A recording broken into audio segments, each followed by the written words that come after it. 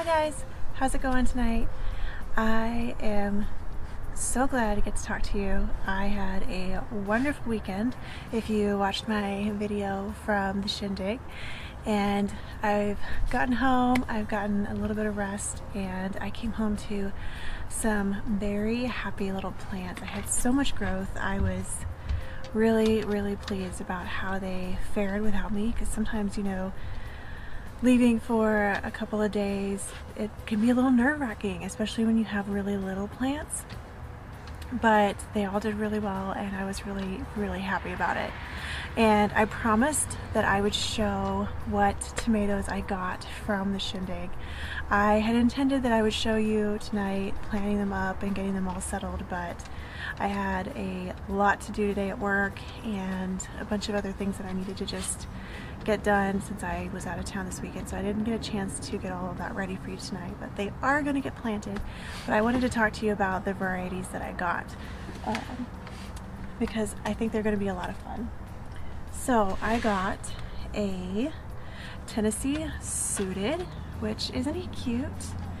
And this I'm really excited about. And then I got a Tasmanian Chocolate also. They both made the trip really well. I was a little bit worried about that. I didn't know how they would do in the car with, you know, changing temperatures, hot to cold, and the air and the sun, and, you know, having to get out and get dinner and leaving them. But they are hardy little plants. They're really sturdy, and they're really tough too. The stalks on these are really thick. They're really thick. I don't know if you can really see those very well, but they are solid little guys. These are both dwarf varieties. So I'm gonna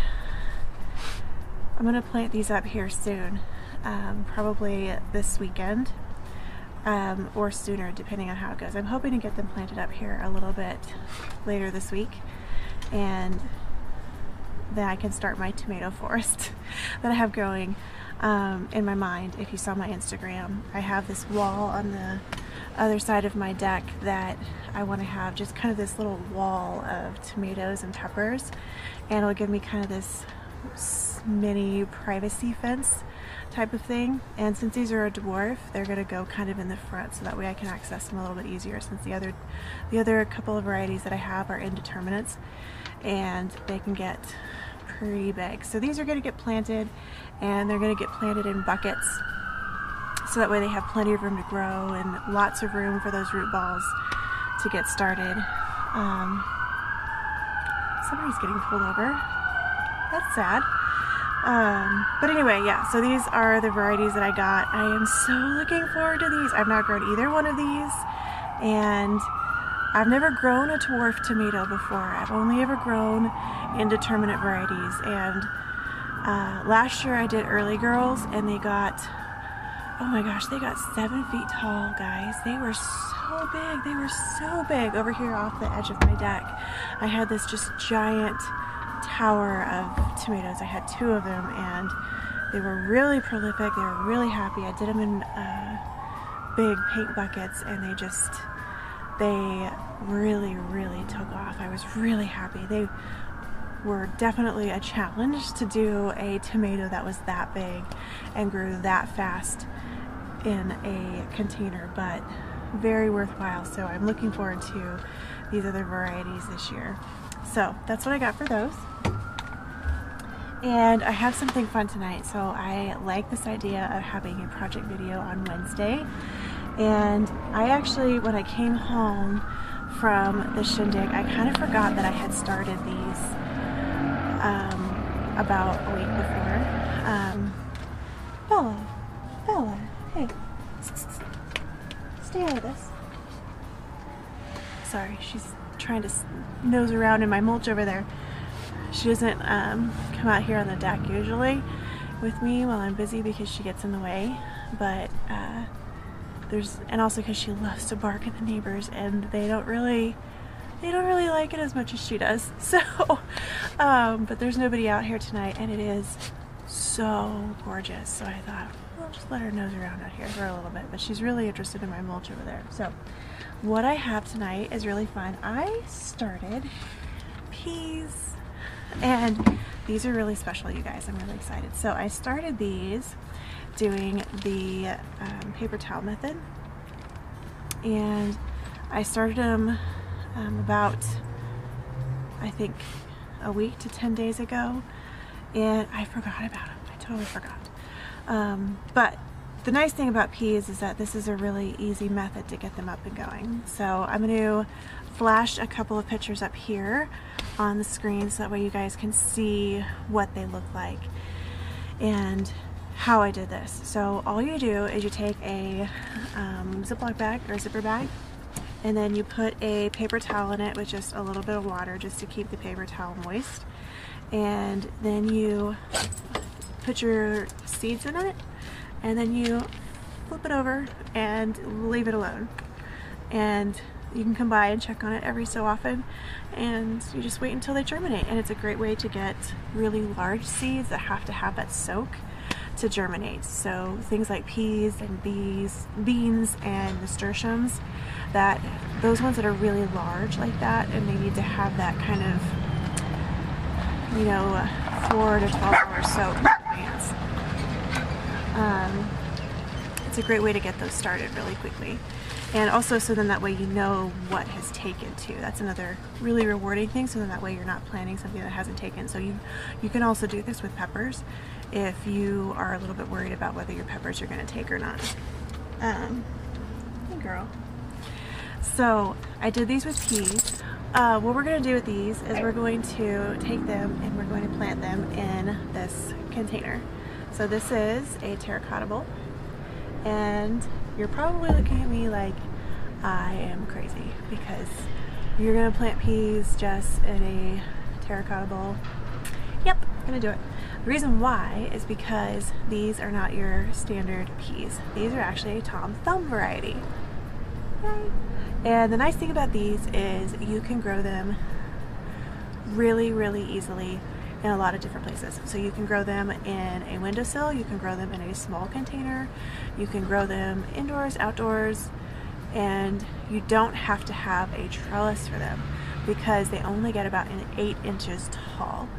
And that's one of the really nice things. If you live in a extremely tiny place, I'm talking like tiny house tiny, or you don't have a lot of mobility to be able to take care of a garden for whatever reason, or maybe you just don't have time, using a Tom Thumb variety gets you the ability to do some small gardening and have some of those fresh things. So you can have fresh peas, you can have tiny tomatoes, you can have tiny peppers, and you can have a little bitty garden just on your windowsill. So I'm actually going to use this bowl because I want to have quite a number of these, and because I'm not doing a whole lot of trellising peas this year.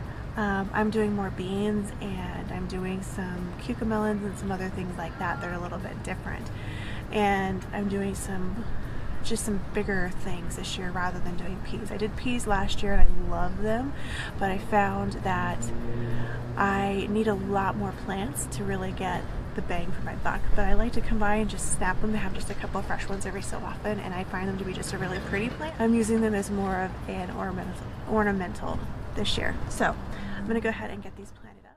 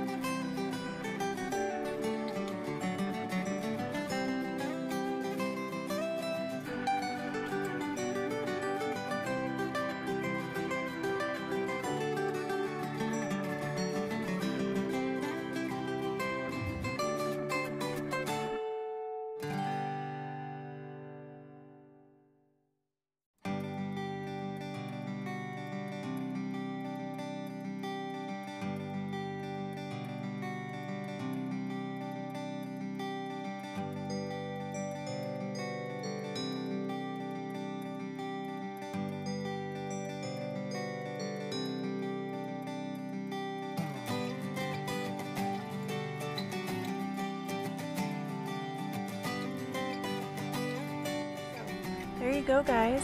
These are planted approximately 4 inches apart, and they're going to be pretty happy that way. They don't need a whole lot of room, but they do need a little bit of space, and as you saw, the roots do grow pretty quickly. So it's a good idea to probably keep a better eye on them than I did. Really, once you start to see that first root really start to develop, you can go ahead and take them out of the bag and get them into some soil at that point. Then that way they'll kind of start to push through and push those first little bitty sprouts right out of their husks on their seeds, and then that way they can get a better start. Now, like I said, I kind of forgot about them. They were up on top of my fridge, just hanging out, staying kind of warm, and they just got away from me. But it's really neat to kind of see how they develop. Now, one of these, when I pulled them out, I lost those first little baby kind of seedling leaves that aren't real leaves when I was pulling them out, so that's why I went ahead and planted all 5 of the really good rooted ones. Really, I probably could have done them with just 4 on this, but I'm not quite sure that one's going to make it, so we'll see. In a bowl this size, it's okay to go ahead and put 4 to 5, and they're not going to keep through the whole season, or at least I'm not going to keep them the whole season.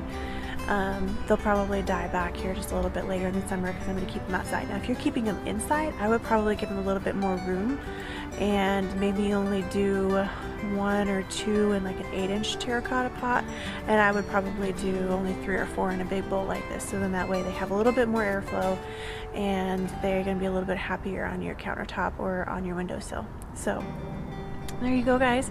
That's what I've got for today. I hope you guys had a great one, and I will see you all in the next video. If you haven't already subscribed, don't forget to make sure that you hit that red button down there right below this video. And if you have subscribed, don't forget to hit that little bell and sign up for notifications so that way you can be notified next time a new video comes up. So I hope you all have a great day, and I will catch you in the next one.